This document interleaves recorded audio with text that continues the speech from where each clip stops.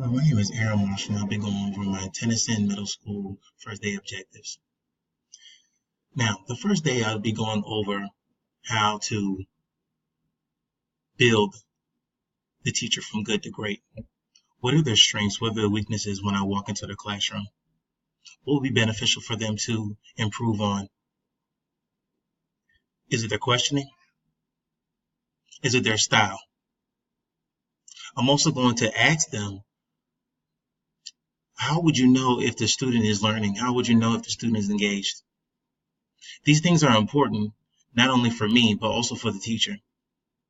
And this is where the toolkit comes in, because the toolkit describes as a way to adapt, a way to change the teacher from good to great.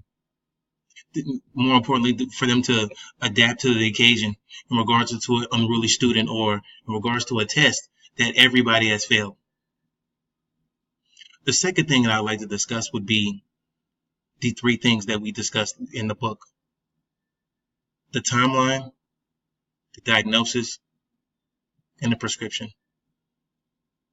These things would be important not only because we are managing teachers, but as an administrator, how am I helping the teacher? How am I giving the information to the teacher for them to understand? If they're not understanding, then I failed as an administrator. So this is where the pre-observation comes in. Having to sit down with the teacher, getting to know the teacher, asking what their likes and dislikes are, and how can we benefit each other by making sure that we are accountable for our student growth.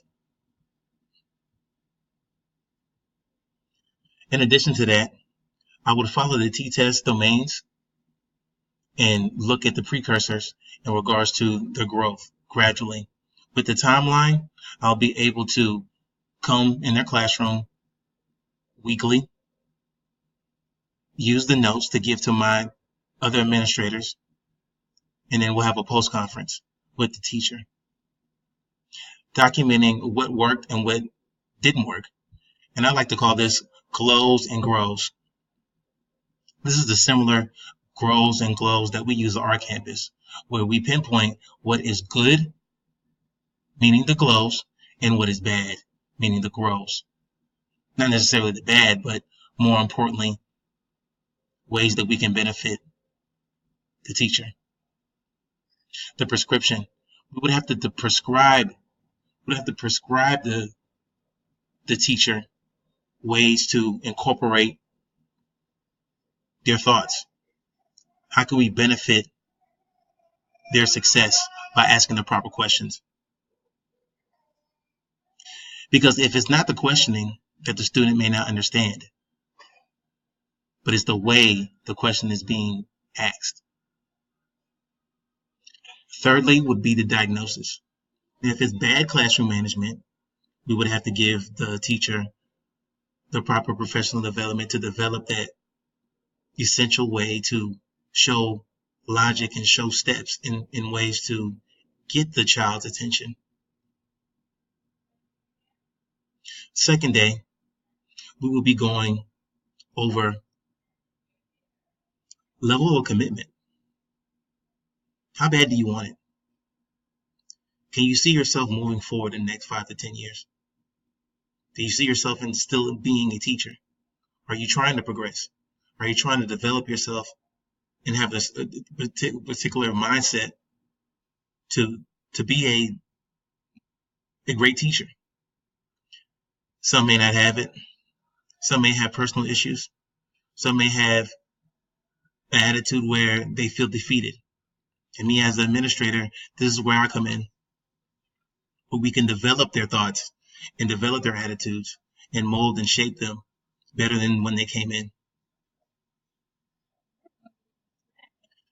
Thirdly would be the impact of the year. And these are the important topics. Knowing that their level of commitment, knowing the toolkit, and how can we pinpoint their strengths and weaknesses and eliminate the 5 factors of why teachers are not that effective. If we build first their attitude, and we have the proper relationship between the teacher and the administrator, then it's cohesive, dealing with student growth and dealing with student success. We have to ask ourselves, are we here for the students? Or are we here for ourselves? We've all had a teacher that gave us the light bulb, if you will.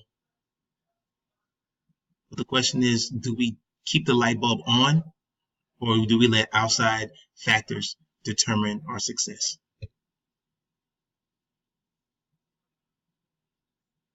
Thank you for listening.